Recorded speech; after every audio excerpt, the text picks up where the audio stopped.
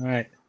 Welcome to AmeriCanaries podcast number 15, the Valentine's Day edition that I don't know if you'll love. We're not talking a whole lot about love here, but it is the Valentine's Day edition.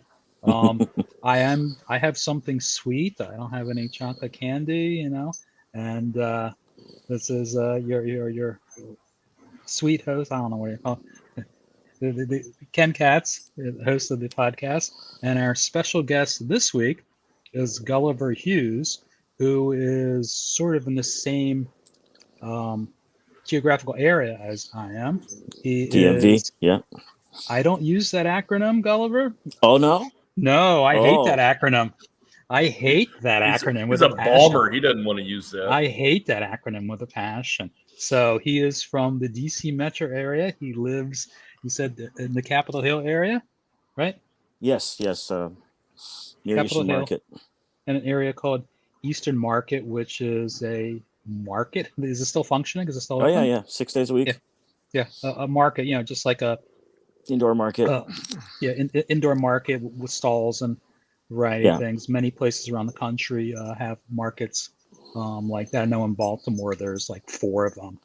yeah. Um, the most famous one is Lexington Market, which was shown on The Wire for at least one episode. And joining us is, as almost always on these podcasts, is Mark Foster, founder of the AmeriCanaries, with his resplendent Azel T-shirt Hornets. from Azel Hornets. Hornets. Yeah. Yeah, Dry fit shirt. Yeah. ah, It's track season, so I'm wearing a track shirt. So it's track season. All right. yeah. So, what's your time in the 40, Mark? Oh, not very good these days. I can tell you that. But they got me doing long and triple jump, and I can barely do those with my knees right Wow. now. So Well, they want me to demonstrate. It's like, no, my trick is to get the eighth graders from last year to demonstrate. Here, show you guys how to do everything. I mean, gotcha. long jump's easy enough, but the triple's kind of hard, and I look like a fool doing it. So All right. I'll let them So do it. we're going to talk a little bit about Gulliver, about when he became a fan, some of his favorite players, matches, etc. If he's ever been to Norwich, you know. Yes. All right, that's a yes. Awesome. There you go. That's a yes. That's good. And anything else that we have here, he has dogs, and Yes, I take care of dogs. he can tell us what he does. I promise not to rap unless you bug me. I also won't do any of my voices. Although I was encouraged, I actually was encouraged to rap like Elmo, which I did successfully. I will not do it on this program. You start You don't doing pay me that. enough. You start doing that. I'll do an entire podcast speaking Youper. And you don't You want don't. that. You do not pay me enough to do that because it's free. All right, so Gulliver, so how did you become a fan of Norwich?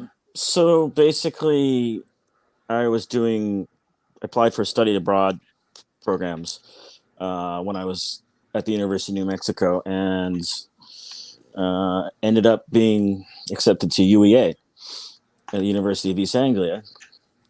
And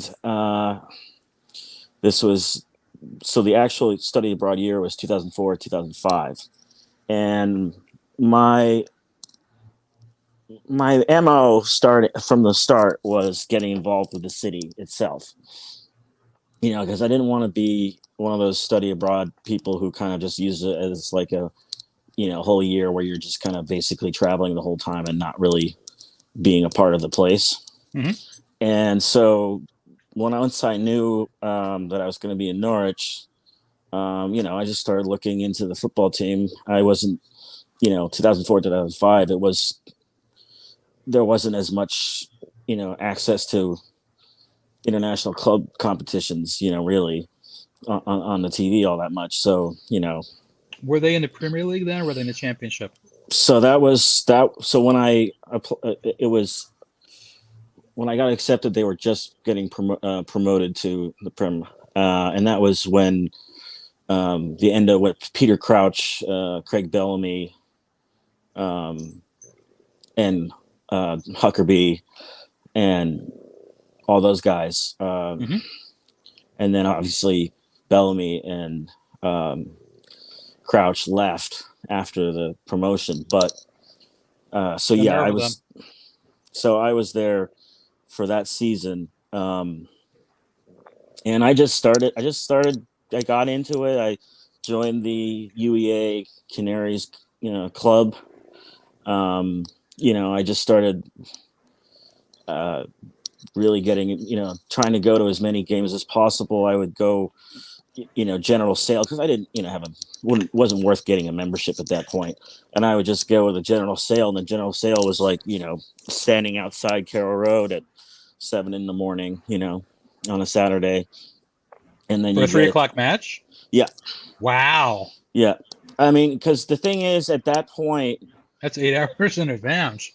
That's yes. worse than like Shashevskyville at Puke University. I was going to say it sounds a lot like doing that. I mean, from my experience, trying to get in for like OU games. But I don't think Gulliver's a jerk, so I'm not going to associate No, I with mean, Shashevskyville. The thing is that at that point, and really for quite a, probably in the, last decade, the club, I would say, online presence was not that good. And at that point, you could get a lot of buy tickets online in pretty easy order, but like for, general sale, you had to just go down there, and there was you and like, or call, which was, being on a hold, and you're down there for, 200 people at 7 a.m. after, after a Friday night.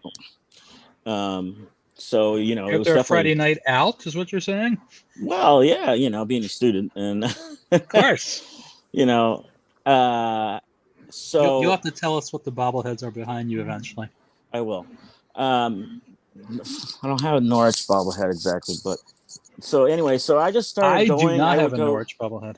I would go to League Cup. I don't even know if they. Well, I think they do have some, but so I would go. I went to League Cup match. I think the first actual match I went to was Bristol Rovers in the League Cup at home.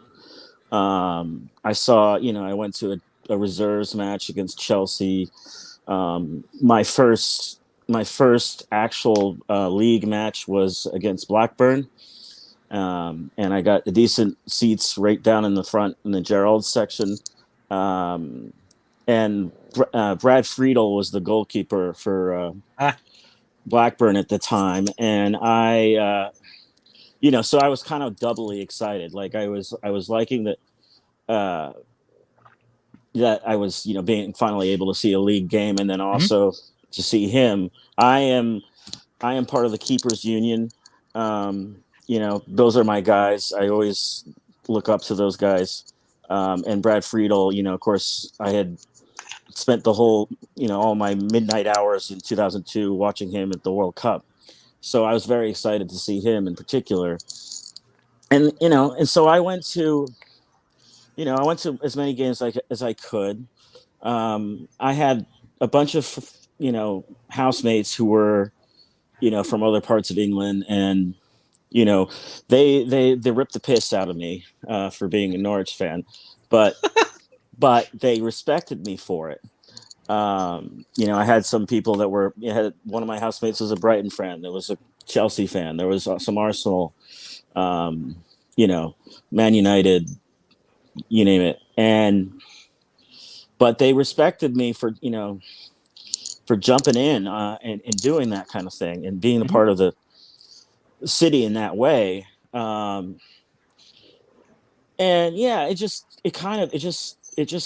stuck from then. I was watching live in the student bar, one of the student bars, the match where Delia said, let's be having you. Against Man City. Were they? What was the score at halftime? I know they eventually lost. What was the score at halftime? It was what was it, 2-0, I think. It was still no Man City. Yeah, well, yeah, and they came back to make it 2-2 and then lost 3-2. Yeah, my memory on certain details on games is not always the greatest, but basically, it was one of those things where I didn't really think that. I mean, the crowd was okay and everything, but when she did it, we all were very, like it was a very kind of yeah, kind of thing. Mhm. It wasn't. We all kind of loved it because we all in that bar were all we look at her as sort of like an auntie, and your auntie with a few glasses of vino, decides to go, you know, grab the mic. Why not? You're drunk And crazy aunt. and yeah. So I mean, I also was I liked Delia in particular because you know the whole story behind her because my parents were are food historians and are very involved with food, and so to Food historians. Okay. start supporting a club that's owned by a chef, celebrity chef, was kind of an added bonus in that respect. Oh, wait a um second. Your parents are food historians. Okay. We yeah. now have a new profession that Yes. I was unaware of. Mr. and Mrs. Hughes are food historians. Do they have Yes. anything published? Yes, many books. Awesome. We Show for have them. Go ahead. Show for them. many different books. We got they have a food museum. Their biggest collection and biggest work that they've ever done is the Potato Museum, and they've had curated exhibits at the Smithsonian. Wow. Sweet. My dad was on Letterman in the early '80s. Really? Yeah, I mean, they've done a lot in that time. Living in New Mexico the last practically 30 years now.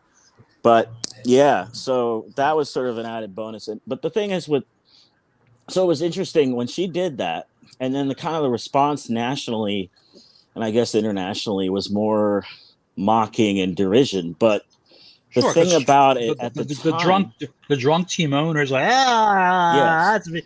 Yeah, of course. but And at then the they wound up time, losing.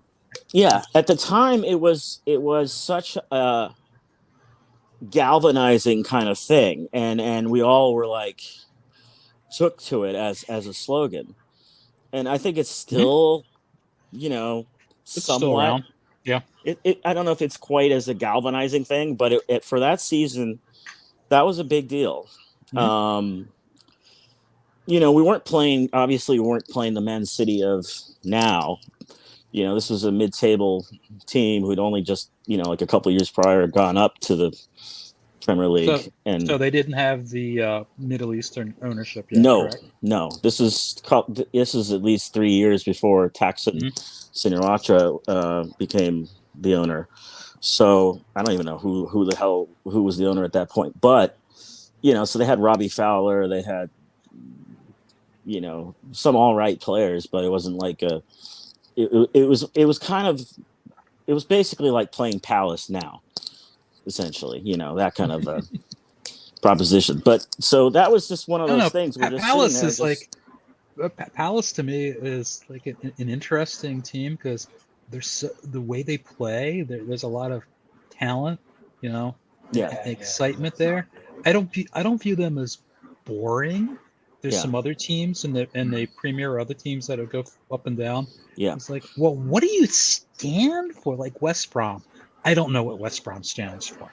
I can't tell you one single thing. West Brom is known for X. I don't know what that blank is. They're fill in the blank on some of these teams. Palace, at least, okay, they're known for getting, right now, for getting fast, speedy guys and trying to play attacking, exciting football, and then having Ted Lasso be filmed at their stadium. yeah, Yeah. yeah.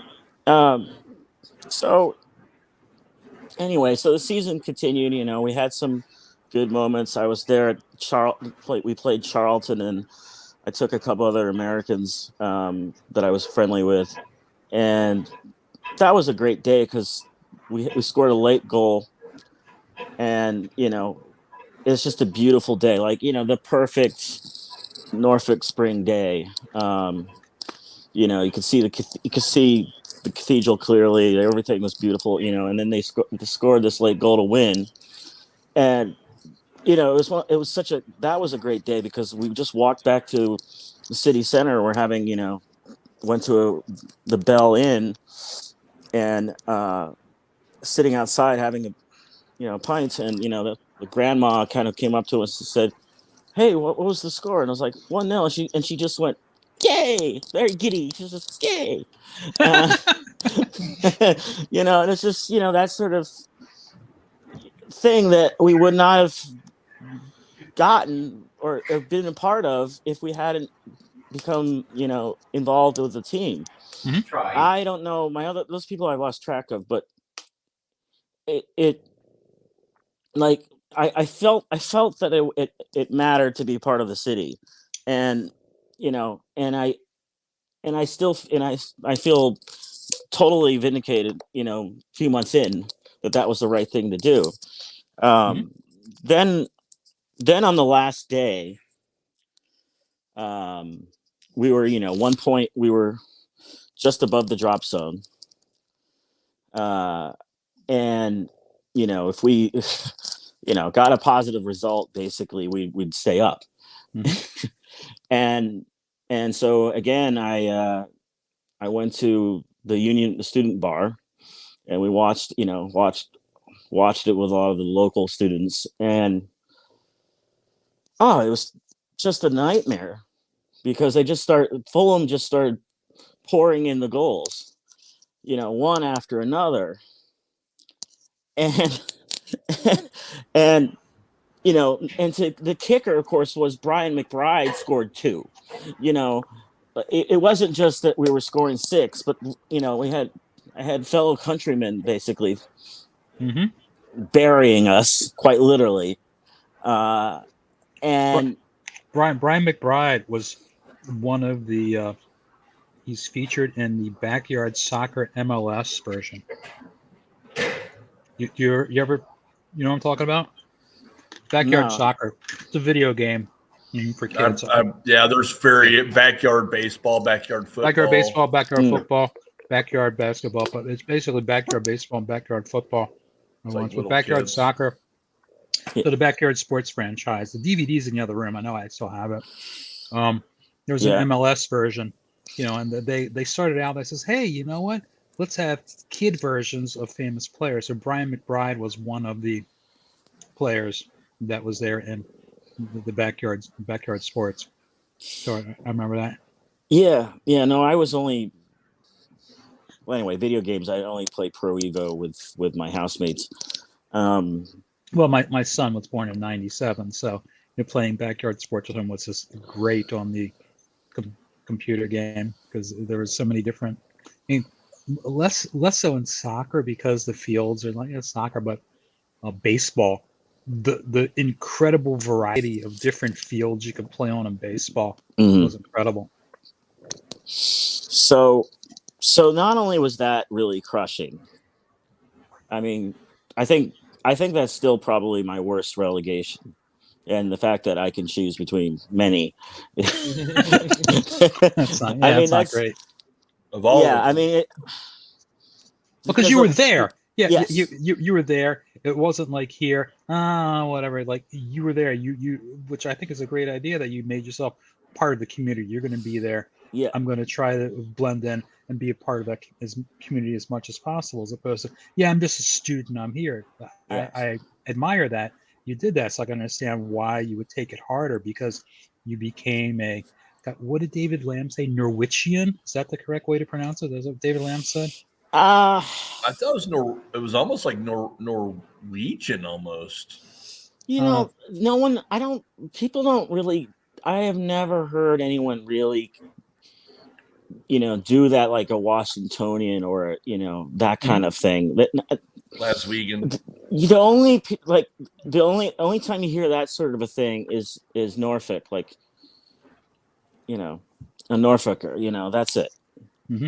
I, Yeah, but we the asked him. city, no, not really. I've never really encountered that. But so the funny thing is, I go back to my housemates on that day. Hmm. They had been posting on my door of my room Oh no. After each goal, they would go, "Oh dear." They just post, "Oh dear, oh dear, oh dear, oh dear." Nice. And I Nice. was, it was one of those things where, like a couple hours later, I found it funny, but at the time, I just ripped them all down and ripped them up. But but again, they appreciated me. I was being involved Hmm. and all that, but it was just classic. I mean, it was such a great sort of something you would do on social media, but they did it in real life, Right. Right. basically. So Uh, your classmates, your housemates came from elsewhere in the country to go to yes, school at yeah, East Anglia. So they Okay. didn't have the connections, obviously, no, Okay. to Norwich. Yeah. no, they So didn't. I would have given them crap back. It's like, well, why couldn't you go to school in your local place? You got to come all the way out here to go to school. You're like, I came from New Mexico. Come on, man. I picked Yeah, this I mean, intentionally. there was some of What did that. you? You couldn't get any other schools? There was that, but I mean, you know, uh, it's not quite in the same way like North America, where you're going to like the local state university kind of thing. Hmm. Like there's all these public universities that you can apply to, and there there isn't really an incentive to stay local anyway, unless you need to. Um, Gotcha. So yeah, so East Anglia, that they had a connection with New Mexico. That was a study abroad yeah. thing. As a study abroad, Hmm. I had several choices. I applied at Swansea, I applied at Essex, um, and you do the top three, and I'm glad that UEA was the one in the end. Um, the other thing, I guess, With Swansea, you'd have to have all these Y's and W's in your words. that's fine. I mean, it's just going back to the land of my ancestors. That's all right with me. Oh, there you Um, go. So you're of Welsh heritage? yeah, I mean, that's probably the major percentage wise. Yeah, but yeah. So actually, the other story I would say from that season, uh, that's worth telling on here is when we beat Manchester United 2-0. And Which is actually, it is a Wales story, because that day I was hiking Snowdonia, the highest peak in England and Wales, and I didn't know that. Okay. For those of you, well, if you're not listening, what am I saying? The highest peak in England is called Mount Snowdon in Wales, yeah, England in and Wales, Wales. yeah, Yeah. Okay. because Glen Nevis is the one Yeah. the The highest in the biggest. UK Right. itself, and Approximately so how tall is it in U.S. measurement? oh Uh, god, Do we know? hold off the on. top of my head, it's probably about Give me a minute. Okay. 4,000, but it's a mountain that Mark knows because Mark's a is geography graduate. I am Yeah. too, is a very rugged area in North Wales, and you know Sir Edmund Hillary actually trained there before going to Everest. It has sort of that kind of a quality, and Okay. so I hiked. I was missing the game, right? I was not Hmm. paying attention. I didn't have phones didn't update you with information like that at that point, and so I was going up, hiked up there, and Yeah, I smartphones. The Apple didn't come out to 2007. The so iPhone I did. was up there, and I actually got to the top of the ridge line, and it was suddenly a whiteout snow, um, conditions, and really accumulating fast, and I couldn't even get to the top, and it was you could barely see the sides. Like it was dumb to kind of even get up to that level, because you could see that there was clouds, but I didn't know we didn't there was people coming back down that way, Mhm. but. So anyway, I just hooked onto these three guys and I ran down the other side of the mountain basically to get out of the snow. And it was a very exhausting day, as you might imagine. And I was staying in Bangor, um, at a hostel, and I came in and one of the guys in the hostel that was staying there was an Ipswich supporter. He was a Scum supporter, and he said he told me basically, you got to watch Match of the Day. you know, he's just like, you got to watch it. I was like, okay. And so, you know, I'm sitting there in the, you know, general room in the TV room, and, you know, started seeing the highlights, and my mouth just dropped. It was like, you know, because we're just like scoring goals, and then, you know, Liam McKenzie on one of those goals is going like, you know, taking off his shirt and going, you know, just like, are you not entertained? Kind of look to him, and I was just like pounding the floor. This is so good. I mean, so then I went back, and my housemate was a Manchester United supporter, although not really a strong one, just, you know. She was having a go at me for some other thing. We're in the bar, and I just go 2-0. And she had nothing. She had nothing. She was like, you know, so it worked. It was just so great. And so, yeah, you know, I was hooked, and I went back for my senior year back in New Mexico, and, you know, kept on following everything along, you know, the live text and things like that, you know, just the basic. Well, what I you actually could do. lived in New Mexico for 10 months. I took one class there. So I can guarantee you the Albuquerque Journal had no coverage of the Premier League back then. No, I mean, you know, there was a decent amount. You know, he knew where to look on the BBC website, especially. Mm-hmm. You know, that was my lifeline for years. I don't know about you guys, but just sort of, I would follow matches there with live text for years.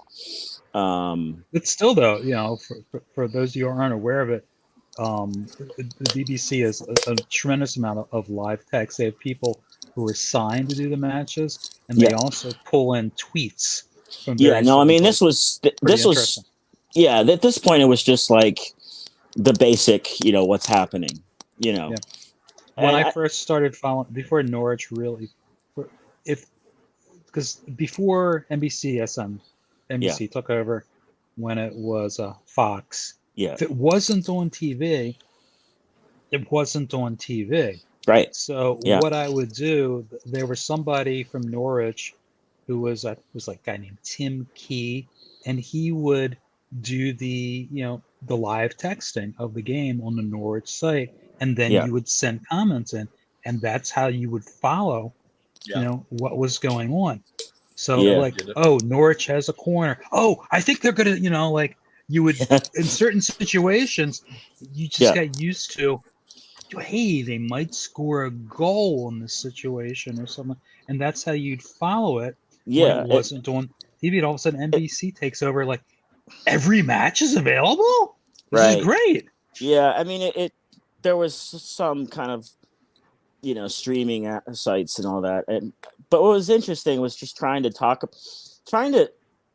that was difficult early on, like on groups and things, was trying to talk about Norwich, but you literally are. I mean, you know, the whole superior fan thing. Well, at that point, like, there was a lot of times where we just did not see it, and all we were just basing on was maybe live text, or, you know, eventually when Dr. Dublin was, you know, started to do the YouTube thing, we'll say, you know, but that doesn't exist anymore. So no, we can't. No, it doesn't. It's not out there anymore. What did he do? Hold on. It was great. He, you know, we were able to. We will get in trouble for it, Mark. Yeah, we're not on the BBC. We won't get in trouble for it. No, we don't have enough listeners to worry about it. But so he was restreaming it, basically, the audio. But you know what was fun was that he would then do his own music mix at halftime. Oh my God! Yes, it was actually pretty all right. I liked it. A couple. You could This tell when he happened. was unhappy with the officiating because he'd play yakety sax. Yeah. Yeah. You There was know, a couple people on Twitter who would I don't know if they were watching Football Saturday or something. They were posting highlights when the matches weren't on, especially in the championship, if they weren't on TV, because they're not always on ESPN and stuff. They would post, they were like filming it, and then they would post the highlights, and they stopped doing it. Not Yeah, because there were some people that were doing some really nice little animated gifs of goals and things. They were capturing those plays and doing animated gifs. And I even tried my hand at it a couple of times, but I just wasn't fast enough to really have that whole process down to where I could get a goal up within, say, 5 minutes. You know, it's like, God, this is taking me it wasn't forever. animated, but there's somebody who was filming they had the broadcast on, and they would film it, and then they would post it, and you would see the goals. And I think they got too much grief from other people on Twitter and stopped doing it. They didn't stop doing it because someone busted them. I think people were not being nice to them, as opposed to me. Oh, this is great. Thank you so much for doing this. There were people that took for some reason, the opposite tact, and they're like, well, I'm not going to do it if you're going to be a jerk to me. I'm just not going to do it. You know? Well, that comes with the territory of trying to do things. Heaven forbid trying to be nice. To trying to be nice. You know, I've spent almost a decade running a large Facebook group for Norwich City fans, and you know, you get a lot of grief for just trying to make it work. You know, what is the Facebook site? So I've been running. So basically, Mark knows this sort of evolution a bit. There was this one basically unmoderated Facebook group called Norwich City Fan Club for years, and that was the only one. And it just would always have these roving fans, you know, roving bands of other fans coming through, and you know, spam and all like this. like a flock of seagulls. They come in, make a lot of noise, crap all over everything, and leave. Yeah, and so we would. That was my son. We would. Yeah, so it was one of those. They things just didn't have the hair, though.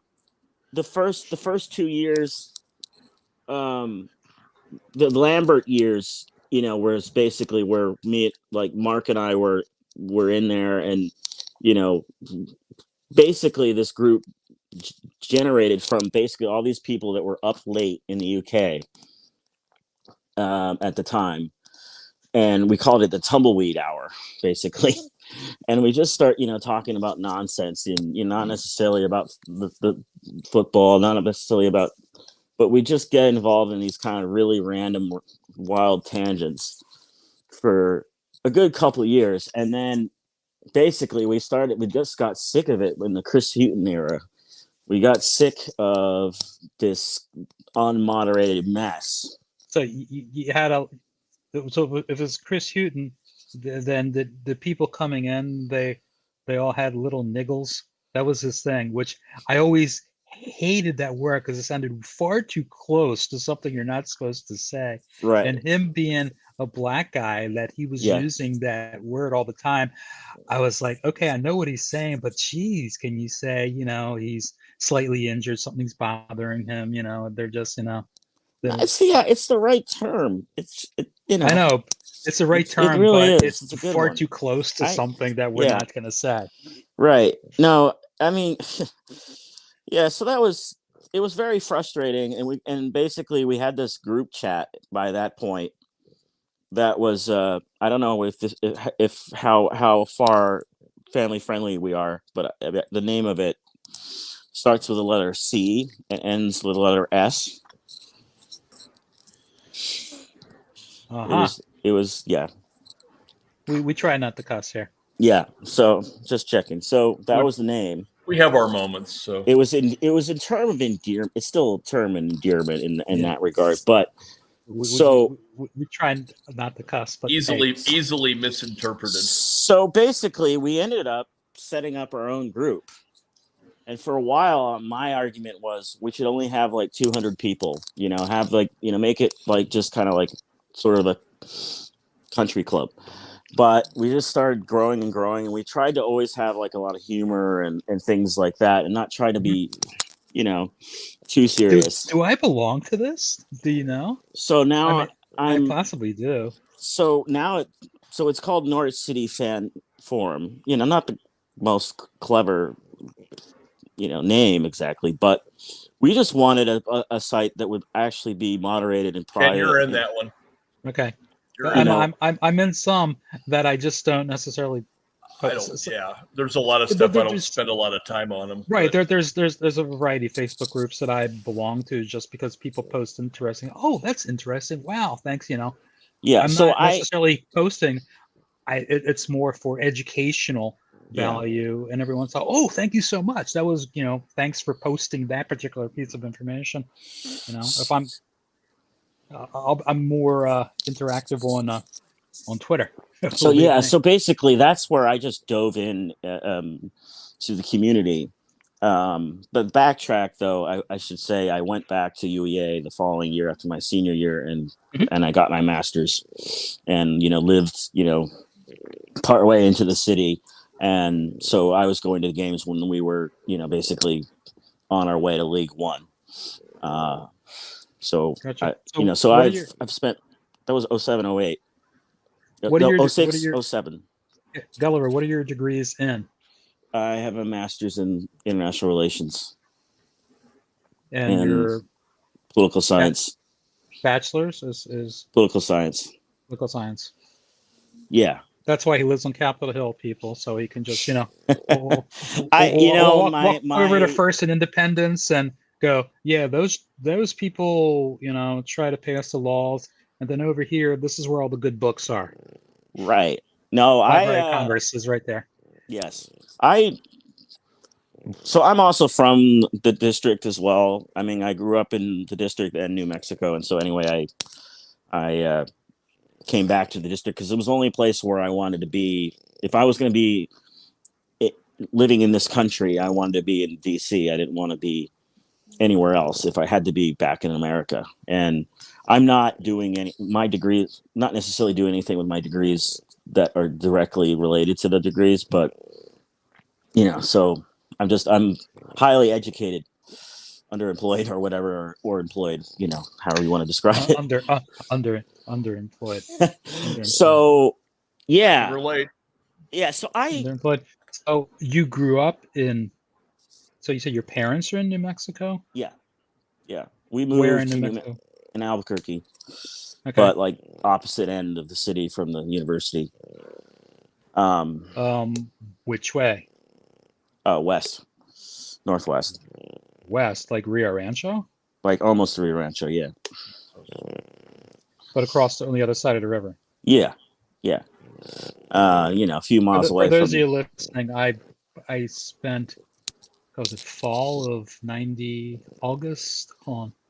October of 91 to August of 92 in New Mexico. It was supposed to be a year when I was doing an internship for the Department of Energy, but we waited in September because we had the Jewish holidays, and then coming back, I then had to leave in August so I could be ready for school to start at Johns Hopkins, where I did my Master's of Science in Business. I won't bore anybody with how I was able to do that in a year. That's for another time, another topic. But yes, that's why I'm interested in your time in New Mexico. So I lived off of Tramway. I was an Indian School Road and Tramway.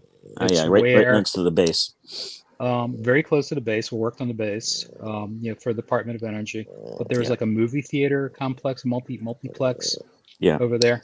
That gives you a clue. If there's a multiplex on Tramway, that probably was there at the same time. That's where the apartment was. I was in walking distance to there. Right. Yeah. So I'm, back and forth between New Mexico here and there, seeing my folks. So actually, when I got back backtracking again, after Norwich, I met all the people that were coming to New Mexico from UEA, and even dated one of them, and just they were part of my crew that year, and so yeah. How for those? Okay, so you going over to England, you knew what you're going. When they showed up in New Mexico, can you tell me what surprised the people from the Norfolk Norwich area the most about Albuquerque? Mm, I think like a lot of people, it's the wide open spaces, the fact that Hmm. you can see 30 miles away, More that than kind of that, thing, or yeah. more than that, yeah. Or not, yeah.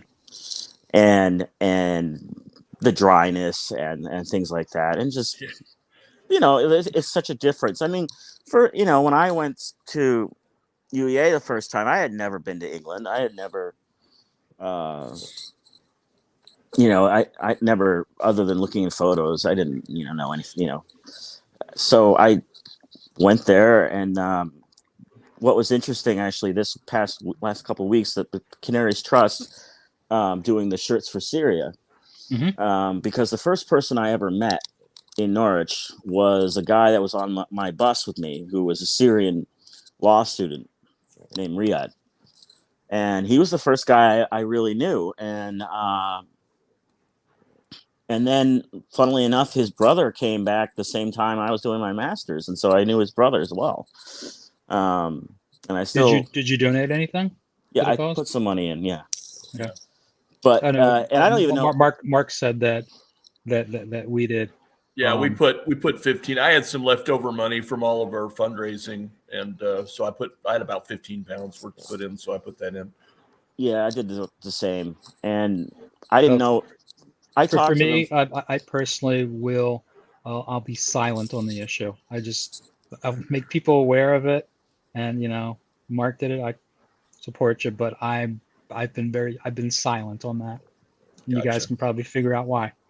So that's I'm Yeah, just curious if you did it, because I like the fact that the Canaries Trust and the club is actually trying to provide shirts to a community that doesn't necessarily have what's there. well, they Right. can't And import. I think the thing is, they can't import shirts, mhm, so they can't buy it online.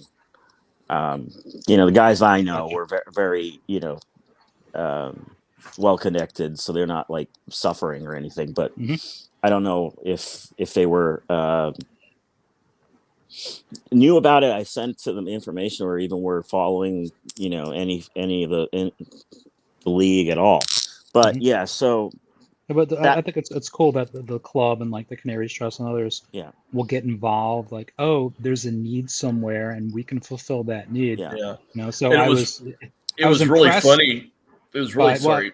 Go ahead. Go ahead. I was impressed by how fast it seemed to gather momentum. There was plenty of donations that I saw online. So clearly, there's a good working relationship with the club, the community, and the Canaries Trust. That Right.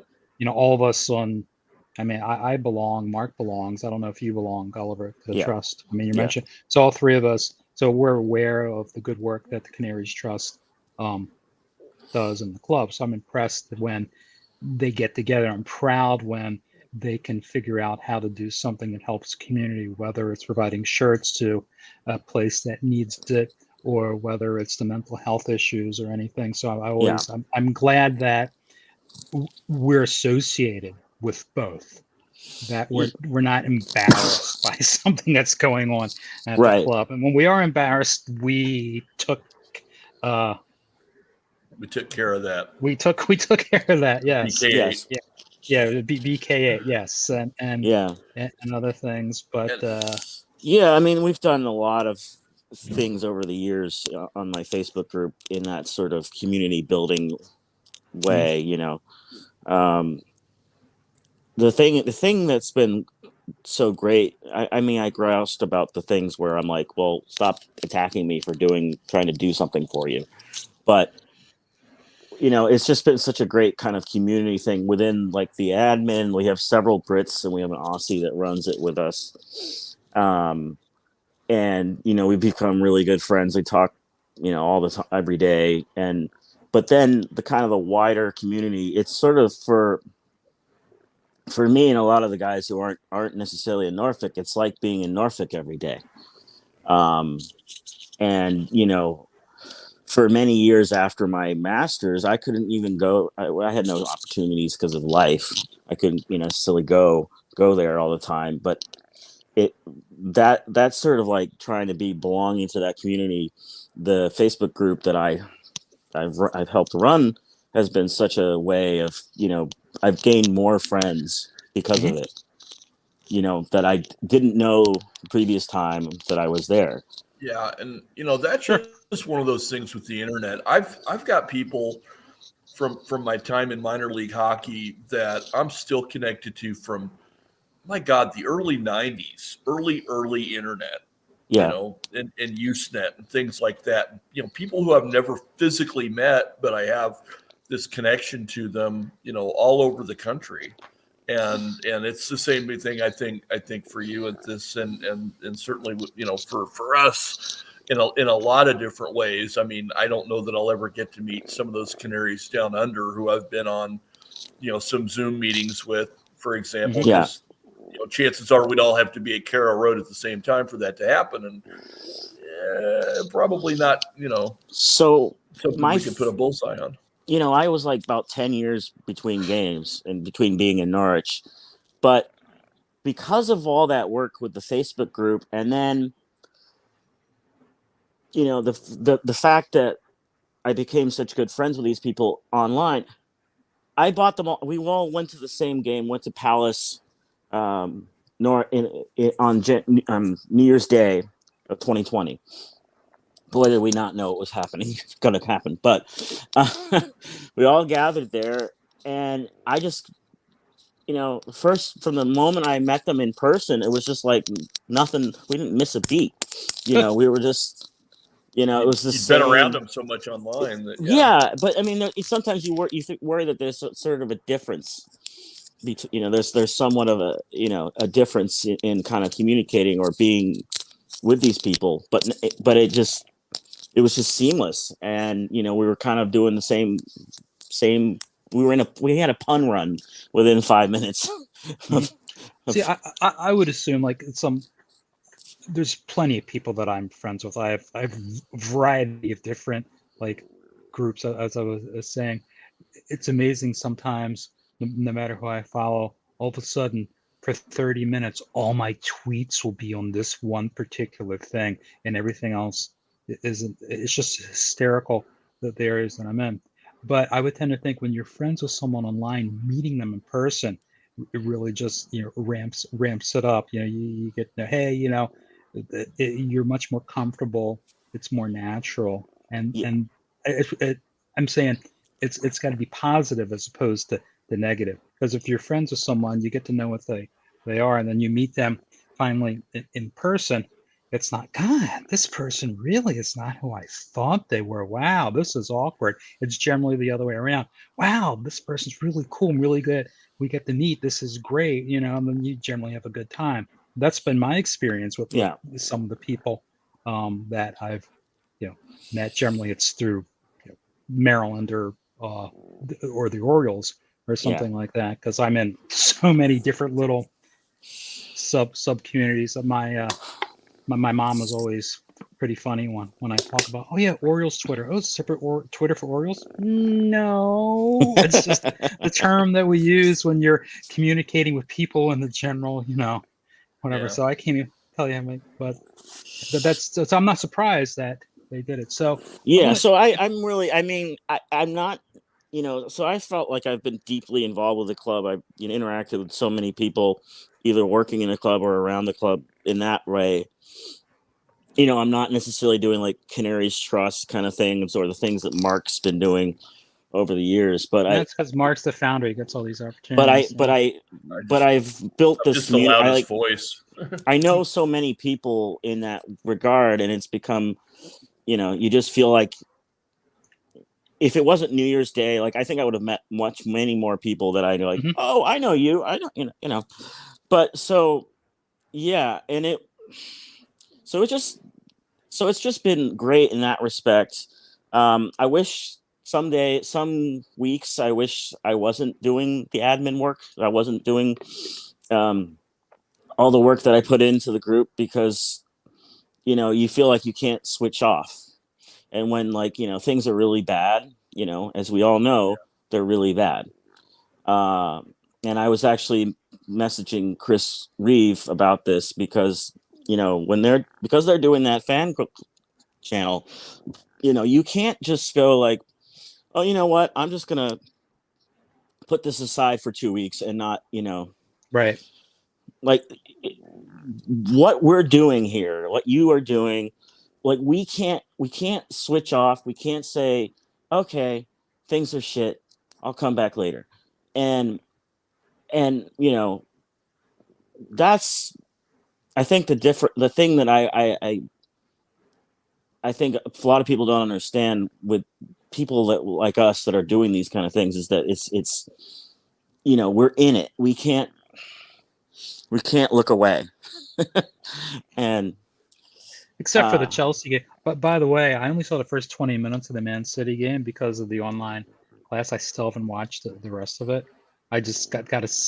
I mean, I saw how they were playing yeah, and asked some people and got the sense that they really played hard. Just Man City's so much better. Yeah, that's yeah. just.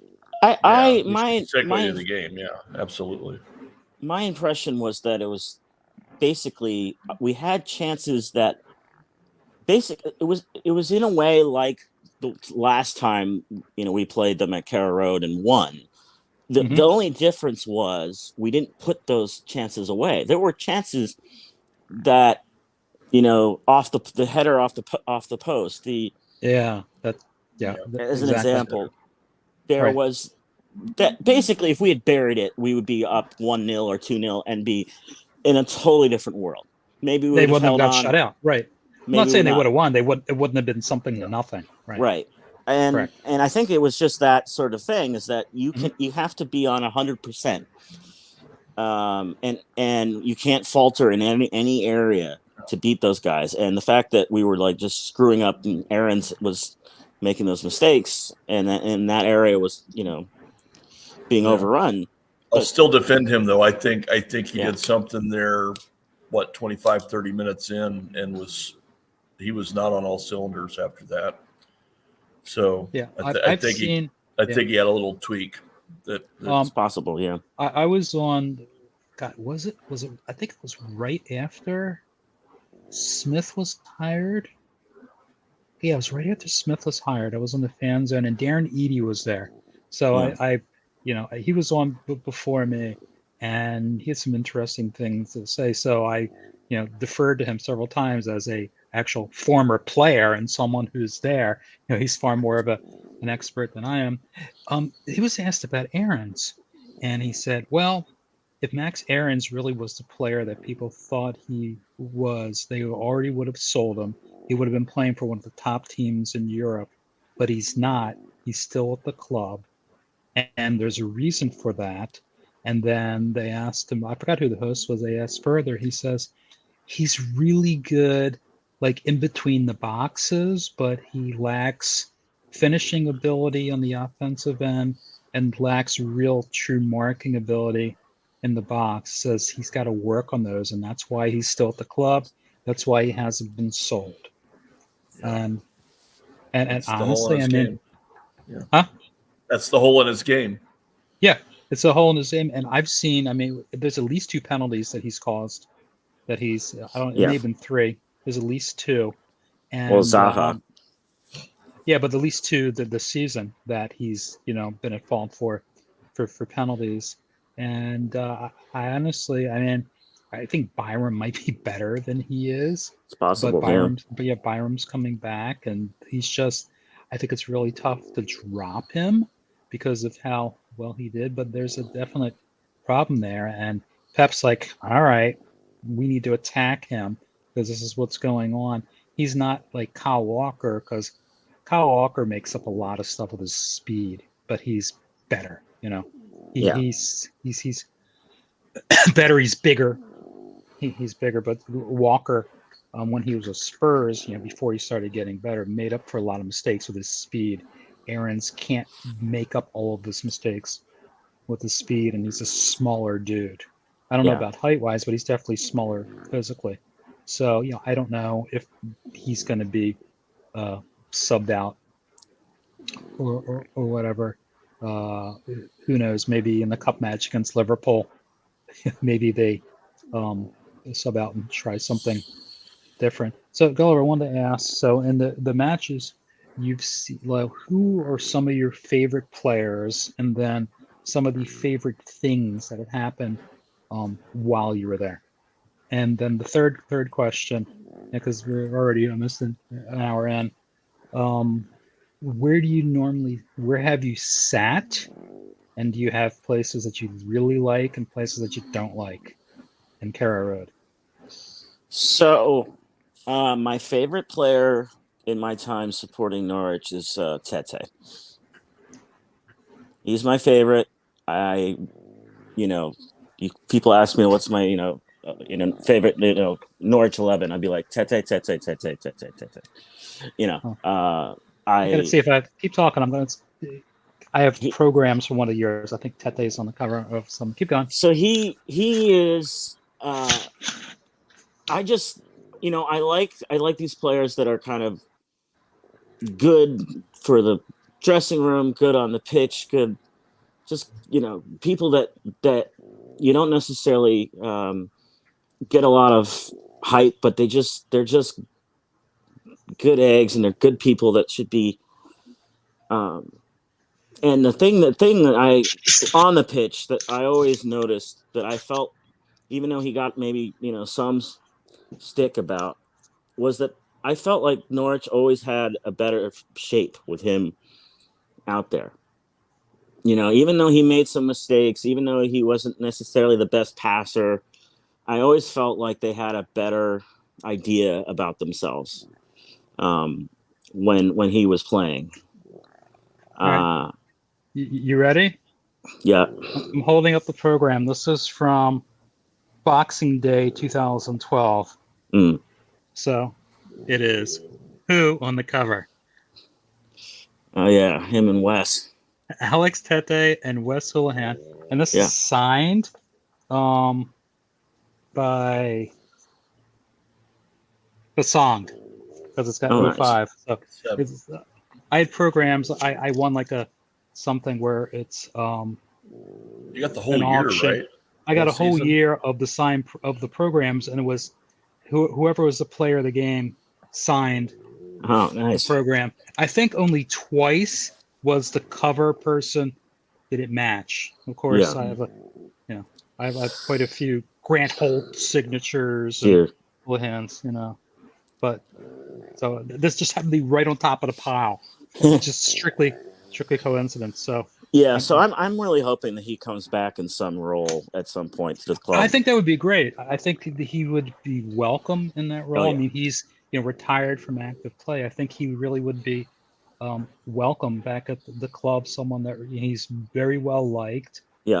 If He he would be an knows. ambassador or coach, would be That's fine by kind me. of Yeah, what I was thinking. An yeah. ambassador. I know he's been working on his coaching licenses. Yeah. Because I think that was what he wanted to do, is maybe go spend some time back home and do a little coaching. And Yeah, I think he's coaching at Rosenborg in some form. Yeah, I think I that believe that's I correct. I got the sense that he really would like to come back, and I think he truly would be welcome. I think that would be very positive. Yeah, I mean, I Hmm? that's what I've liked about the. One of the things that I've always liked about the club is that it really does bring around the ex players in a good way, and doesn't piss them off. I mean, sometimes it happens, but really has done a nice job in that respect. Like, so I think the most exciting player when I was a student, yeah, and going to games regularly in Norwich was Huckerby, was Hucks. Hmm. I can't tell you, like, just the excitement, the palpable excitement, seeing him with the ball on a running forward. He had the best sort of runs that really I've seen from too many players. It wasn't mazy runs. It was just direct Mm-hmm. and it was just so exciting. And I don't always see that necessarily from certain players. Like you don't always get that from players. Like there isn't that sort of like extra something about it. The only player that I've not necessarily a Norwich shirt, but who might um Gareth Bale before he went to Real, is that a similar type of style? Yeah, I mean, he would just charge down the line, take it, maybe cross, maybe take a shot. Like it was just exciting. It was just so much. So like like I said, it's very exciting, and I really do like to see how he. So the funny thing is, so I was living in DC, and I was going to DC United matches the year he was in the MLS at San Jose, Mm-hmm. and I was really really excited. I wanted to see him play at RFK, um, and then lo and behold, he gets injured with the injury that basically ends his career. And then San Jose comes and he's not there, and I can tell you I was very disappointed when that happened. But I really do like what he's been able to do as a citizen and ambassador in Norwich since then. Mm-hmm. Um, he seems to be just a stand-up guy, and the fact is, I feel like he could put in like 50 minutes in a league match right now. He's that in shape, and he goes on these like 20-mile runs from one side of the area to the other, all the time, and it just seems like like he could still do it. So I like how these players have been are still involved in Mm-hmm. various respects. In terms of like where I like to sit, I have been all over in my time. Probably the most unique place, that part of the place I've watched a match from in Norwich was one of my friends during grad school at UEA she was doing a music degree, but she's has cerebral she has I forget if it's cerebral palsy or MS at this point, but Okay. she was in a wheelchair, and she had wanted to go to a game because she was kind of interested in the football chants in sort of a musicology way. And so we went to see with another friend a match against Colchester, uh, and as you might know, the places where they put the people in the wheelchairs are right on this track, right in front of the Gerald stand, or whatever they're calling it now. You're like right down on the field, right? Yes, Yeah. yes. And so basically, there was so you get a free ticket if you're the quote carer. And That's actually a very nice yeah, thing for the club to do. and you go in, through this side entrance, and suddenly you're there, right, basically on the pitch. And so we had two tickets, and basically we were able to swap in and out, sitting with her. Mm-hmm. And so we were in the Regency stand. I had a seat in the Regency stand, like right a couple rows up from the track. Mm-hmm. And then, it started raining, and it was raining on her. And so we swapped out, coats and stuff. But, I was able to kind of walk down, boop, boop, but, just like you're right there. Yeah, that was the most unique spot. Is that like right by the corner flag where you can Yeah. yell at the other teams? I always see the opposing No, the so that's fans always like yelling at the people who are taking the corner. so that was the opposite end. We were opposite end from Mm-hmm. that corner. Um, and then I would say like generally the best view is probably like midway up the Gerald stand, or whatever we're gonna call it. Gerald stand about midway up is probably perfect. I've been in like Is that that corner community stand, which is also okay. But okay? For the so only it's a Gerald stand. Is that behind the nets or on the it's side? on the side. On the side. It's the biggest. It's the biggest stand. Okay, so it's Um, across because we had Robin It's the it's Siki on across camera. the way from It's the view. camera view stand. the camera Yes, view it's where stand, the right? The other gantry one's is. right. The Yeah, city stand. That's where the players come out, right? right where Yeah, Delia is, etc. Yeah, no, right. Because us, going, being American, it's like, oh, you don't sit in the stands. Like, well, what section are you in? In the yeah, ballpark, or I'm in the bleachers, or I'm in the, you have a clue when someone says, oh, like, oh, you went to Waffle, were you? Oh, I was in the Elton John stand. Well, thanks. That means nothing to me. You don't have a clue. If someone tells you, oh, yeah, I was on the 35-yard line. Oh, you know where that is, or right. wherever I was, by third base. Someone says, "Oh, I was in the snake pit." It's the actual relation to where that is. Like, oh, that's that group of people there, and that's their view. So Yeah, it's just interesting that the terminology that all the stands are named for either the geographical proximity or yeah. a sponsor or some famous person connected to club. So, and then I've had numerous. So I've had several matches where I'm in the Gerald stand near the away section. Um, Probably the most fun was when it was Cardiff, um, Cardiff fans next to us, and that at that point, oddly enough, Robbie Fowler was playing for Cardiff at that point, so Robbie Fowler again, and it was just amusing to see all the antics there. Um, Was this before Vincent Tan bought Cardiff or yeah, after? yeah, Okay. yeah. Roger Um, Bennett went him one year for Halloween. he's quite the character. Yeah, Vincent is. I'm trying to get him. So I've sent him multiple messages, especially when he posted the 5-minute video about Josh Sargent. I thought, oh, we're gonna get him, and he didn't respond. I was so If bummed. he was a senator, he could filibuster for about a week. Yeah, I have a feeling. we're still gonna get him. One of these is going to somehow someone is going to respond, and we're gonna get a national. But the funny thing is that at one point,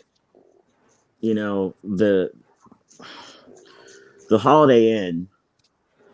So Mhm. like they were building the Holiday Inn. I don't know if they were building the Holiday Inn when I was first there, and then they was in there, and they still hadn't figured out like the rules of being in those hotel rooms to face.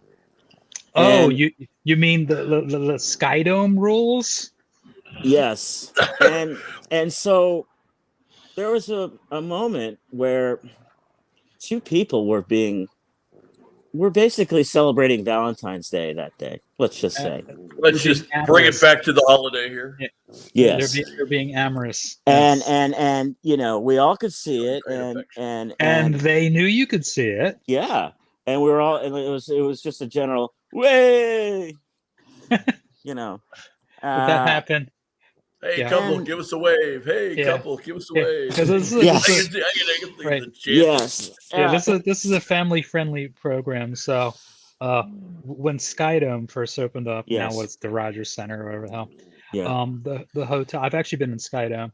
me So too. there's a hotel and there's office space Yeah, and other stuff. So the hotel has I don't know how many rooms that overlook the ballpark. So in one of the first games, there was a couple that booked a room that obviously were exhibitionists and they yeah, wanted everybody in the ballpark to watch them.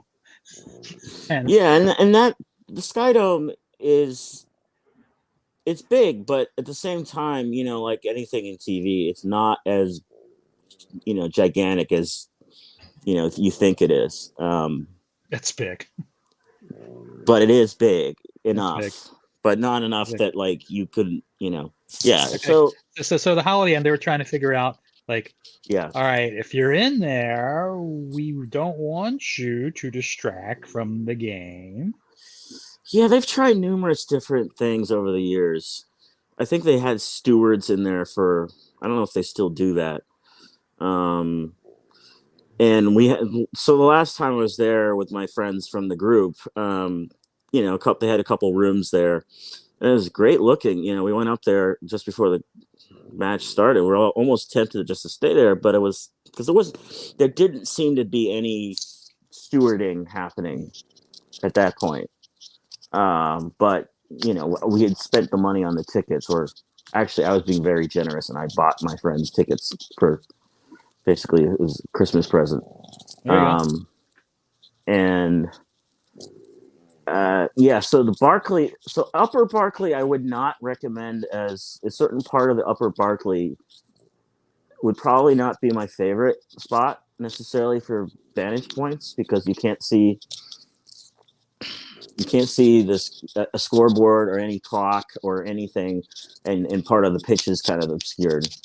Oh, that's because of the roof. The roof. The roof, because Yeah, of the roof. I've seen some pictures who people that have sat. They go, "Here's their view," and Yeah. it's like, wow, there's only like 3/4 of of it. That's obviously less than desirable. Yeah. So, I but the know. thing is, the Barclay stand is definitely the most fun. The Mhm. Barclay stand is definitely the most fun. I don't think anyone else would deny that. You want it maybe lower down. Like I have a friend who's a professor at UEA now, who has seats kind of lower Barclay towards, to the left, like focus, kind of, closest to the away end. And it's a good vantage point. It's a very good spot. I've never been in the city stand, and I don't know if I haven't actually. Well, I've sort of been in the snake pit, but probably the most fun thing in the Barclay was we were playing Barnet in the League Cup in 07, and we basically made friends with the Barnet keeper. We just because it was a blowout, it was a laugher. We won like 5-0, and we were just calling him, saying England's number one, and everything, and just having a good time with him. And he was just game, it was, because I appreciate it as a keeper, that, there's a lot of downtime, but even if you're the team getting, thrashed, they still, I appreciate them not being like, oh, I have to ignore. I think it's like Ramsdale currently is sort of is being known for kind of like being a part of it in a way. Mm-hmm. And that was a good time with him. So like if he made a save, would everyone go, yeah? Yeah, Did they exactly. Or whatever they were, to cheer anything. It was just it wasn't like a full house or anything because it was a League Cup in August, the first round or whatever, second round, and so it wasn't that packed. But it was just amusing. I also have seen under 21s, Euro under 21 matches there. We played Slovakia, and we had who's we? What? You said we played Slovakia. Who was we? Oh, England. Sorry, not we, but we saw players like. I was like, U.S. was playing over there. No, okay, that's what I said. We. No, we had. So there's a lot of players that are now like veterans, that are still involved in the game, and it was, but it was just kind of cool seeing these players that just, because we weren't in the top level, so we weren't going to see them anyway, and it was just a different environment. But it was nice to see, to be in that stadium, but for kind of completely different thing. They're actually doing a women's, doubleheader, women's internationals doubleheader this weekend. Yeah, I saw something like that. Yeah, which I would have totally would want to go to if I was there. I saw that, but quite good matchups. So did you make the Snoop Dogg concert? So that was 2015. I wish. Everybody's That was- talking about the 2015. Snoop Dogg concert today after the Super Bowl. Yeah, no, 2015. But they do this. Radio One has this big weekend every year, Mhm. and it was in Norwich, and it was in the field. Basically, UEA is in the middle of this park called Erlin Park, and where they have the fireworks for Guy Fawkes Day and everything. Things happen there all the time. So they had that concert right there, and that's actually UEA is where all uh, the big performers come to play in Norwich most of the time. Anyway, Okay, so the concert was not at Carrow Road. It was at the no, university. Okay. that's right. Yeah, It was a festival, kind it of. was a festival in the Festival. in Um, that right. that park, which Did is you know that God, why can't I come up with it? The stand, that they have. The stand in the community, the Bowles family. What's that called, Mark? I'm In not Norwich, sure. the market. the on the Stall City. Thank you, Oh, on the I'm Stall sorry. City. Oh, yeah. Yeah, Okay, on the now Stall the City. Bulls. They, Yeah. they posted a Snoop Dogg shirt. I was like, is that the actual shirt? They said no, it's a replica. Yeah. It No, was I just the mean I actual have that. shirt. I have that year's shirt. I Yeah, have that year's shirt, but this is a replica. I thought, oh, maybe this is like another one that they made that somehow they got. No, they said it was like the font was different or something. I was like, oh, that would be hysterical, But yeah, I don't think they shipped to the U.S. I think that's an issue, because Well, they don't now. They were during the pandemic Yeah. because that's how I ended up with about 100 and something odd programs that I bought from them. Oh I my still need to goodness! send them something. And a that I few have. mugs. Yeah, I have a Railway Children's shirt signed by Bradley Johnson. That's a medium. I haven't been a medium for a very long time, since maybe yeah, like I was 12 or Yeah. something. So I need to send that, so they can, sell that and something else. yeah. So And- that was what was really I loved that weekend because obviously we got promoted with Wembley, and then Mhm. Snoop is performing, in Norwich, and he's wearing the shirt. I mean, I'm sure he does this in a lot of places, but he just looks Yeah. he looks so fucking good. Excuse me. No, you're good. He did. You're He fine. looked good. He looked Yeah, good in yeah. it. I mean, You look good. and He does it, everywhere. But the fact is, like, oh, what's a local team? Give me a shirt. I want to wear that for the Yeah. concert. I Yeah, want to represent the there was a local soccer team. WWE guy that used to do that with hockey jerseys, like Yeah. not Gordon Smiley or something like that, or somebody like that. He used to do that. He'd go into every little minor league town and throw on their jersey, and everybody'd go, batshit crazy. I would do that. I would do Yeah. that. Or it could be. Didn't John Daly have a deal where, what was it, Zubaz or something? Yeah. Wherever he was, he wore the NFL colors for the closest team. Yeah. Whatever it was. Makes That was his bit. Yeah. But yeah, and the thing is, what was kind of a bit surreal about going to UEA was that they had all these big acts coming through, Mhm. and I'd be walking past, and they have a window open to the performance area, the LCR, which was where we also had our club nights. And you'd walk past, and like the window would be open, and it was like, oh, that's Elvis Costello.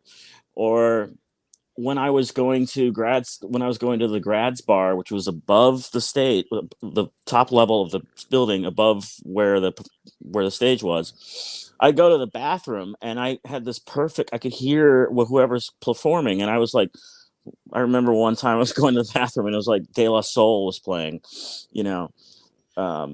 below us, and so you get all these people, so basically every once in a while, almost every weekend or fairly often, we'd have a whole new bunch of people coming in to see a show. So So it was part of it. So this is like during the summertime. Was that? Oh no, they had shows all the way through the year at UEA. That was the big.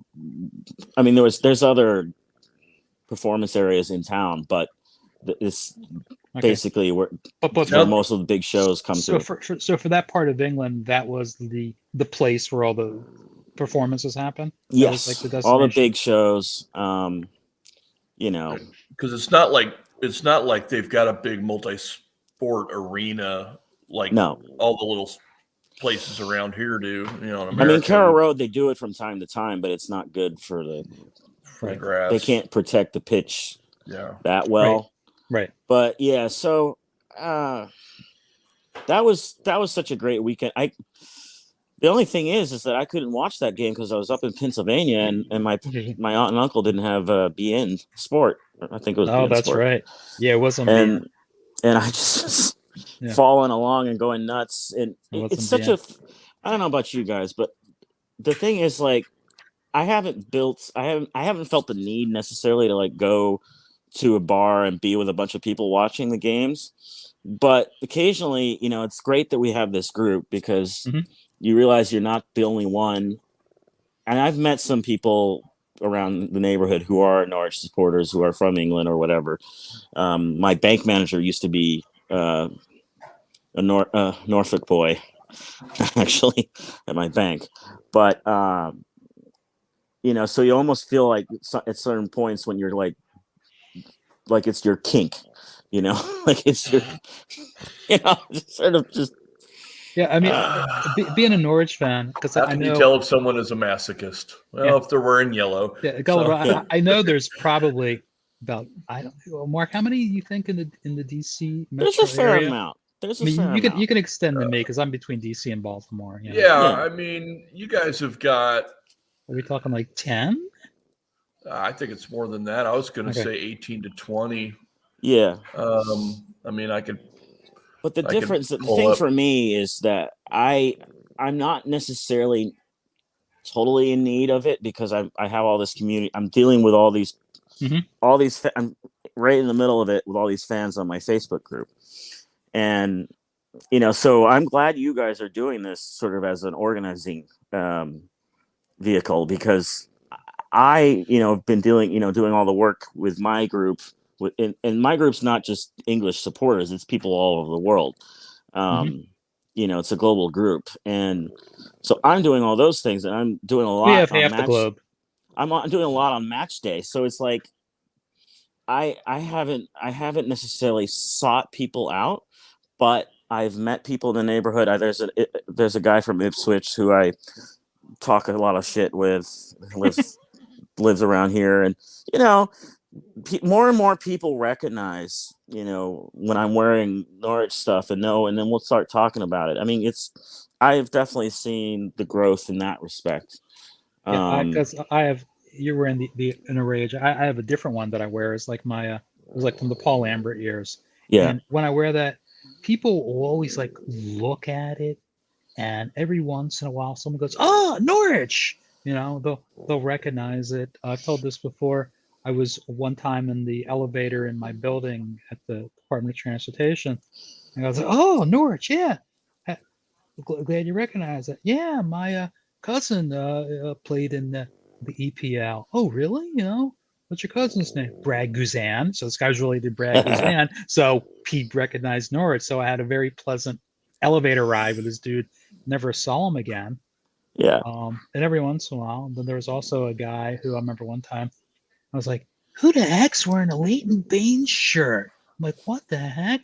And then I saw him again. Then he winds up being the dad of a kid at my kid's high school. So, and his name is Bill, and I talked to him a lot because his daughter was a theater kid. My daughter was a theater kid. Yeah. So Bill and I, connected a lot. I was like, whoa, you're the guy I saw in the Leighton Baines shirt. I'm like, you work, and it was just kind of funny. I was like, who's wearing a Leighton Baines shirt? Yeah. And believe me, he looks nothing like Leighton Baines. This is a large man.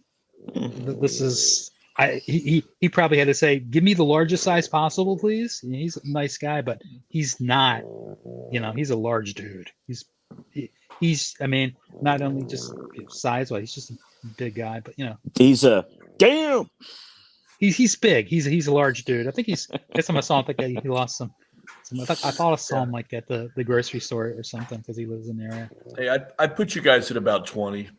I just went really quick and went through Okay, DC, Maryland up to Baltimore, and then right. Because what looked like Arlington and right, Falls Church and all I that right haven't there done it close. because like, oh, okay, let's go. Well, living in Columbia, it's not as if I can haul ass and get to any place for a 10 o'clock Yeah, match. The best opportunity would be a weekday match or something if people could do it, but I'm not yeah, at and it's the work. last couple I'm at years it's least really 60. not happened. I'm at least 60 days away from being told I have to come back. Well, I mean, whatever it is. My wife asked me today, when are you coming back? I'm at least 60 days away. Whatever it is, whenever you ask me right now, I'm at least 60 days away because that's when they'll give like the top brass 30 days and us 30 days later. So it says I'm at least 60 days away from any, unless I tell you something, from being said, hey, you got to come back. Yeah, I mean, for us at DFW, we only get together a couple times a year. Yeah, I mean, we've done it once this year. We got together for Arsenal just because, Mhm. we have a place that we go that's fairly close to me, but not necessarily close if you're from Plano, like the Tompkinsons are. But they've made it over there twice now. We also were there. We had gotten together for the game against Bournemouth back in the spring because that was our official getting our butts up game. Um, yeah. Well, so we got together for that. Matt in the DC Canaries, he's been organizing. I mean, this bar next to Nationals Park, and I've gone a Which couple. one? The Wilson, was it the Wilson bar? Well, Or no, I haven't actually been down there for. There's a variety of they've different just bars down opened. there. Oh yeah, There's a variety of different bars oh down yeah, there. it's one bar right catty corner from the ballpark, and we've done it. It hasn't done much in the pandemic, obviously, but uh, Caddy I corner, outfield or behind home plate? behind out the outfield. Oh, there's a quite a few things that have opened up. It might be one of the ones Yes, that there's a opened up in lot. like, yeah. It's a baseball. Forget that. I think it's the Wilson. But anyway, I Okay. am not. My whole thing, especially because I am dealing with all the group Hmm. stuff, and I'm involved with that. The and also I don't. My whole thing is like, okay, 10 o'clock. Like I'm barely going to go to the coffee shop and come back. Like it's a mile Yeah. down the road to go to the Right. bar. Yes, I could, but Yeah. that my whole thing with Norwich has been mainly keeping it being in in still in touch with people there, Hmm. and still that's been my thing. If I meet people that are Norwich fans, great, and I'm glad I'm part of this, but that's been my main Hmm. drive. It's also harder being a smaller club that doesn't have the big presence that some of the other clubs do. We You had know. about 10 people last time I was there. Hmm. I had some guy that was coming like on a business trip from Norfolk. It was just around the World Series was probably the last time I Hmm. Yeah. I So I went. mean, I haven't done it just because.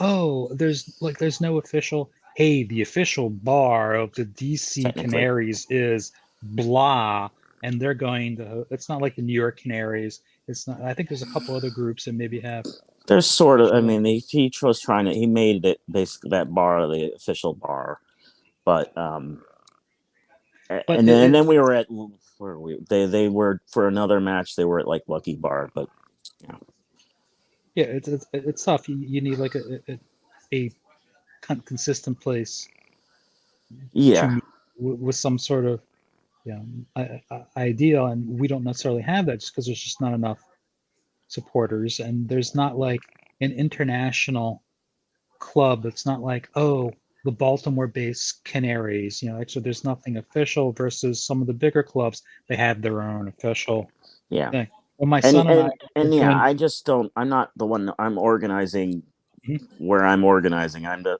if someone wants to do that, like you guys are doing it, then that's it's I'm kind of happy tough. for it that it's happening. Yeah. But When my son and I, when we were doing college tours, when he checked out Northwestern, that next morning, God, was it 6 o'clock? I think it was like 6 o'clock because is it six? What's the earliest game? 6:30, 7:30, Yeah, it's like a Yeah. 6:30. Yeah. Well, 7:30, whatever. 7:30 for you guys, but yeah. The fuck? Somebody is watching a stream. It says, "Do you like my picture?" Can you guys see this? No. I'm not. Okay. He must be on the YouTube. Yeah, on the YouTube. Yeah, I'm not responding here. How the fuck do I block this? Sorry, my language. Hold on. I'm not sure. Here we go. Block user. Got it. Okay. It says, "Do you like my picture?" I've never seen that come through. Sorry. I'm guessing it was something massively inappropriate, but yeah, I just blocked them, whoever it was. yeah, I'd never seen that before. bot troll, some kind of bot troll. I don't know. I wasn't even looking. I just blocked because someone picked up on the stream. That's one of the reasons what we don't post the stream. We post the audio. I mean, you can find it. It's out there, obviously. Right, it's out there. It's live. It's live. And it's on my channel. It's still out there after the fact, but we don't. Right. We don't post it just because necessarily it's a podcast. Okay. That's why I said, what was I saying about the meeting? And then I want to try and wrap this up. It's already like an hour and 30 in. We totally slid off the road here. Well, because I'd never seen someone that's like, "Do you like my picture?" No. We were talking about just the difficulty of getting together and watching games, and right. And Gulliver's doing his thing with his group. We're doing our thing with just trying to get everybody organized on a national/international level. Right. I can relate to Gulliver's thing, on the local level because I do have the Lone Star Canaries, but I do very little with that really, because mostly because I've stepped up and gone with the AmeriCanaries is more my focus. But I still try to get everybody together.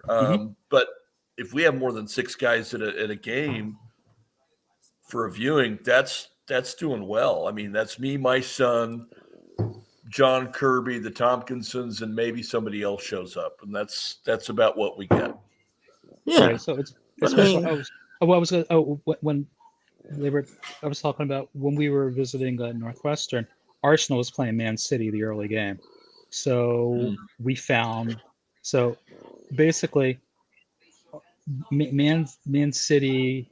The Man City had a much smaller fan club than the Arsenal club. There was an official bar for the Arsenal club. This was like a little north of Wrigleyville, and we drove down there, and of course I screwed up, but I figured, oh, wait a second, I'm supposed to take this. Oh, wait a second, I'm heading south. Pull up the GPS. We'll be a little late, but we'll be fine. I think I know where we're going to wind up. So we saw the match, Arsenal Man City, in an Arsenal bar. And, he was wearing, what if he's wearing Man City? I think he borrows Man City something, and we watched. I think the game wound up being a draw, like 2-2 or something like that. But it was so early. And they had like the breakfast and stuff. It's like, well, we don't want the breakfast. I think we bought like lemonades or something, just so we had, and then went back to the hotel and had the breakfast. I don't really want to have the breakfast. I'm not here for that. I'm here to watch, with a large group of people. And that was massive. It's a big city. That's a Big Six club. It was a big ass bar, and it was packed at 6 o'clock in the morning on a Saturday. That was, in Chicago. That was lunacy. Yeah, I haven't investigated in regards to, what people are doing in DC, other clubs, because again, it's like, well, I have a nice TV. I'm going to go get a coffee. I'll come back. I'm, not going to go necessarily seek it out, but someone else is on. Okay, let's wrap this up because I just got another message here. So something's going. Hey, baby. I don't know. I just got another message here. So let's wrap this up because this is concerning me here. All right. So we're going to wrap. Gulliver, thank you very much. We need to ask him the final question. Oh. What? I totally forgot the final question because this is Jeff's thing. But go ahead because I'm trying to make sure we don't have no worries. Strange people. We're going to stay up. We're going to get more points than we did last time in the Premier League. That's Yep. a certainty. Agreed. I obviously would like us to, but at the same time, I'm keeping my expectations in check. Yeah,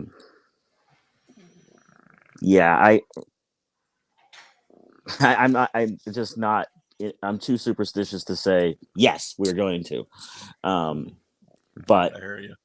I think there's a lot to play for, and I think that a lot of things are more twists and turns. I mean, Trippier, for instance, after those two, important goals in a month of him being here, being at Newcastle, is broke his leg. So, Oh, that's what happened. I just knew he was out. so you know, you just don't know. And we still have these games in hand that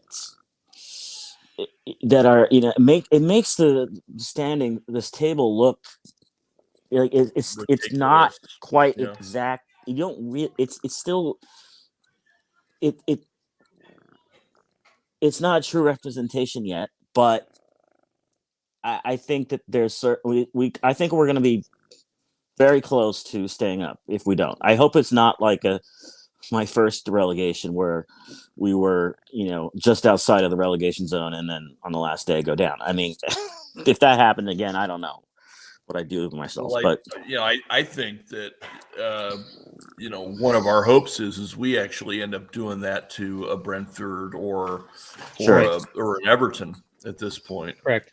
Right. Yeah. It dragged them because down. I can still see somebody falling from the sky and we're able to slip up. Right. Well, they're playing far. They're playing far better. There's more. There's more belief. There's more. They're more savvy. Right. Well, they're more organized. They're playing. They're not playing like, oh God, it's Man City. We're gonna get crushed. Let's just sit back. They're not doing it. Dean Smith. They played a Dean good Smith hard is game. basically it's like, hey, this is what we're gonna do, and this is we're gonna put the bit, and we're gonna put max effort out there, and we're gonna fight for every ball. We're not gonna go woe is me. And it's like, why? The 3 points that are available. So they're playing much better. He's got, a healthy team. I'm not so sure Gilmore's the answer at any point in time to any other than him getting, that assist from McLean and making Haji go nuts. But I just feel like he should be further forward, just slightly the further forward position. I asked. It was Flo Tor Andre Flo or Flo Andre Tor. You know what I'm talking? Guy from Chelsea. He's like the Chelsea loan manager, and is like a Norwegian guy. Yeah. Like Andre Flo or two. I forgot like Flo or two. There's like it's a weird name. So I was on the fan zone and he was the guest. He was the former player. And I asked him, I said, okay, what do you think about Gilmore? Do you think midfield is the best position for him, as a loan manager, or do you think he should be further forward? He said midfield. So what do I know? He could just be slightly more advanced than central defense. I think Norman should be there for sure. By the way, speaking of Norwegians, I was on Twitter joking around with Lars Sivertsen, name drop for me, the Guardian podcast, the Guardian Football Weekly guy, and I was talking about his sort of appeal to the whole Norwich fan base, in the way he's been taken by us. But I think he really needs to be. I think if Gilmore is slightly further, not in the center, but on the wing, on the sides, he might have a better time of it. But I mean, it just never. It hasn't lined up in that way in the last several months. Right. Well, you mentioned Teddy earlier. Teddy played a lot as the holding midfielder. Yes. I think Norman is maybe not as good as Skip was, but I think they both can really they both hold the shape better, and I think Mhm. it would be more solid. And Gilmore's too slight to be in that spot. He just is. He's not built like that. Gilmore gives you almost all offense, no defense. Yeah, he needs to be not in that, not Right. maybe not so deep, and Right. it just hasn't happened really. So I was kind of surprised to see him start, but then again, I think Norman's not. He's healthy enough to play. He's not healthy enough to give you 90 Right. right I think now. he's I think probably he's getting there probably, but right. So it's like, okay, you can play, but I think they're concerned if you put him out there for 90, then he might be gone for the rest of the year. I think is something that's what's going on. It's well, my joke was that with Lars Sivertsen, this is slightly unfamily, but that basically every Norwich supporter wants to shag him, so he's just like exhausted. Oh, yeah. And that's where his injury is. The ladies were very big fans of his shirtless pictures early on. Yes. Well, I've gotten the feeling that like everyone is, no matter their orientation, is sort of like, hey there. Speaking of Valentine's Day, so so I just want I want him to come back. Out his injury was in that spot, and I was like, oh geez, he really must have been. No, I want him to dye his hair again because it was you can hair. pick him up. No, I really want him to dye the hair because then you can pick him up so much easier. I think it gives him a little extra. I don't know if it makes me better because there's like a little extra flair. It's like where's Norman now? Oh, it's like harder. Yes. I know his number, but it's when he had the hair. Well, I've said like, that when Jamie was green. Yeah. Right, Jamie Curitan. I've always been like, well, why not? Do it like that, yellow and green. But oh god, that reminds me the guy on Jeopardy. And he's now a 2-time winner. The dude's got a purple mohawk. This is awesome. He's got a purple mohawk. Yeah. So, yeah, I mean, you're not supposed to like a lone player, but I don't know how it's about those Norwegians, but they're just, you just like them, and they're just they've done these two guys, Tete and Norman, just do good, just solid people. So I mean, I think they have more chance now to stay up than they did earlier on. They're showing, they're showing chutzpah, they're showing the want, they're showing the belief in the teams and the fight for each other, and you're starting to see the new players play well. Okay, Ida getting the run out there, he's really starting to turn into the player that everyone thought he might be. Sargent, obviously, has struggled a lot, is playing much better, giving you what you want. And Rashica, all of a sudden, it's like, oh, that's why they got him. Yes, I kind of feel like Stuart Weber threw all these ingredients into the pot back in the summer, and it's just taking longer. Right. And maybe that's it's one of those things where it doesn't take this long with a big club because you're talking about guys that are way up here versus what we're getting down here. Right. And to get that culinary chemistry going, it just takes a little bit longer. It's a low and slow kind of thing. And, it's a stew for sure. It's so many ingredients. It is. And I mean, whereas if we had just gotten a few players, it might have been easier to Right. I mean, Rashica and Norman are clearly Premier League quality players. Yeah. Okay, the others not so much. Sargent getting there. Yeah. He can hang. He's got the physicality. He's got the want. Solus is like buried. I don't know. He's disappeared. Nothing's going on. Well, he's still so young. I mean, we have to remember. Right. Kabak, Sargent, Solus, they're 19, 20, 21. I mean, Sargent has a kid, which is ridiculous, but okay. I haven't seen Kabak for like a month. Well, he's had like glandular fever. Ooh, that's not good. And various weird sort of ailments. So he's just, and of course, something like glandular fever takes you out. It's not not good. as much as like a COVID would, but it's Okay, still so he has some sort of odd illness. yeah, I didn't know that. I just know he hasn't been around for a while. yeah. That's basically the reason. Yeah. Anyway, we're sitting at about an hour 45 here, guys. Right. So So I'll before kind of we take the go, Jeff role here, and right, I want to wrap it up too. Teaser next episodes. We're hoping to have an actual Norwich player who is for the women's team, but is an Yeah, good. actual Norwich player. where's the jersey?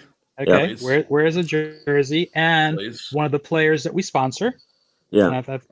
We just need clearance from like the guy who shows up at Dean Smith's press conferences. The women's secretary wants to make sure he clears it. She wants to do it. So hopefully the next podcast will be with Crossing Megan T's, Todd. dotting I's, and Right, her name is Megan Todd, and Yeah. I've already communicated with her, and we've agreed on the time. And I told her that we would provide questions and issues in advance, and then make sure that the club secretary also sees what it is we'll be, talking. I mean, we'll be fine, but I want to make sure. Okay, this is what we're going to be asking her. And we also have gotten agreement from Chris Reeve to come on the show, and I'm working with him on the timing because when you get people from England coming on, we need to be respectful of their time and the time that we have going on. So hopefully those are the next guests. We're going to have Haji back on for part 2, Stuart Hodge, and then we're working with some of the other members of Norwich Media to hopefully get them on. Chris Gorham has agreed. Michael Bailey has agreed, and trying to think who else. Scheduling. Yeah, more than anything. The Along Come Norwich people have agreed, and was it Fionn Thomas? I think that was one that we had geared towards. Right. So we're trying, and then we'll see if we can get any national media. I'll keep trying. No one's told me to go away, kid, yet. Yeah. Even though I'm older than all of them, but it doesn't matter. Well, I'm older than Mark. Don't tell him that. I'm the old guy in the group. Hey, when the stuff that I was doing over the weekend, I think I'm now the oldest person there, but I'm not telling them that. Yeah. Yeah, I mean, there's a lot of, it'd be interesting. There's a fair amount of women's soccer media people that would be interesting to talk to that sort of cover both sides of the Atlantic, but, some that might be worth talking to too, Mm-hmm. But we're trying picking to their brain. We're trying to do the Norwich connection. If you can't do the Norwich, then hey, can we get someone from national media to come on? Yeah, that would be great. So I'm going to keep pinging them, and eventually someone's going to go, all right, what do you want? I'll do it. Hopefully we'll get someone who's willing to do it. But it's not like I ping them every day. So hopefully we'll eventually get someone that I've actually communicated with on Twitter. And there's some people that I've targeted that I'm okay, I think they would be good. I've had conversations with them on Twitter. They are familiar with me, and we'll see. Can only ask. I mean, we'll see. You got the Yank admin from a 8,000 strong Facebook group. I mean, there you go. I said yes. Yeah. But we had your name as a possible guest early on. We were trying to come up with names. Yeah, just looking at the higher profile folks in the group that are active, and we don't feel that they're gonna get on the screen and just start drooling up their side. Mark, I was thinking about this today. So I think you and I have known each other probably over a decade now. It's probably in that ballpark. Yeah, it's probably in that ballpark. So it's kind of cool. All right, so let's wrap this up. So like I said, hopefully next couple of weeks we'll have Megan Todd, and then Chris Reeve, the part of the Reeve Not Brothers from Talk Norwich City. And then eventually we'll hopefully get Jack, because Jack started it, and then somehow him and Chris hooked up, and and They met at doing fan cams. Well, that's one of the questions we would have them, Yeah. come on, is how they did it. Yes, we know, or you're not related and whatever. There in Norfolk, there aren't actually that many there aren't that many last names. Mhm. And that's I'm not a put down or anything, but there are certain names that are very common. Yeah. There. Well, and from you being in Albuquerque, about the this historical Albuquerque lineage, some of the last names that I was unfamiliar with, that a lot of people, there was like 7 founding families or something in Albuquerque, and a lot of people in Albuquerque have these last names that are Gallegos, Candelaria. They're very different than some of the names, some of the names of people with so-called quote unquote Latin heritage, Latino heritage. They're very different last names than some of those. And it's some very of them, specific. Right, and some of those were names that I was unfamiliar with, and then seeing so many people with that last name. In New Mexico, is really, it's very interesting. It's a lot of certain last names. There's several of them that are like that, and pretty consistently. And the same thing in Norfolk. And you pick up on these things, especially when you're running these kind of groups, and you just start observing these things. So yeah. All right, well, so let's wrap this up. No one's come in, and I've had the block, but still, that was concerning. I just 2 people with names I didn't recognize that were from. It happens somewhere not in the AmeriCanaries hemisphere. That's all I can tell. I'm like, oh, it's this. This isn't good. So I'd like to thank Gulliver for coming on. I hope you're welcome. Everyone learned a lot. Gulliver, actually. So give the name of your group again for those who want to join. It's the Norwich City FC Fan Forum. Yep. Awesome. On Facebook. Thank Mark. And then eventually, when I'm back to DC, maybe we'll be able to hook up at some point. And you're always welcome. With you when I'm on the bus. Port City Coffee, is that still there? They changed the names, but yeah. Changed names. Okay. Yeah, I live a block from your boss's condo. Your boss's boss. My boss's boss. The Buttigieg's. Oh, Pete, Secretary Pete. Yeah. I haven't met Pete, and was it Chasten? Is that Chasten? Right? Oh, I was close. Okay.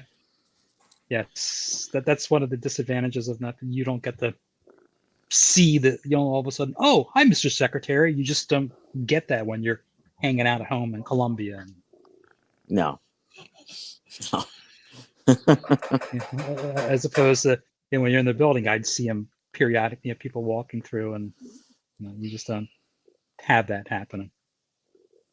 All right. Well, thank you very much. Let's wrap this up, and then thanks for AmeriCanaries episode number 15. I got a bowl of Hatch chili mac and cheese waiting on me. Oh, Hatch chili! Now you're making me. There you go. Hatch chili. There you go. I cannot have the both of you on and not say Hatch chili. Hatch chili. There you go. So I just had to wait. There you go. An hour and 53 minutes to do it. Mark, you got to send us some green chili. Can you fax us green chili cheeseburgers? I have some good. I'm getting decent stuff coming through my local Trader Joe's. I'm telling you that 505 jar that I've been working on. I mean, I think they've got it at Costco. So no, it's much more. 505 is the area code for New Mexico. They're bringing things. Yeah. It's like my Mike's Red Hot, man. I just throw that shit on everything. Hey, it's a family program, Mark. Yeah. All right, let's wrap this up. Thanks everybody. Thanks everybody for listening, and we are out.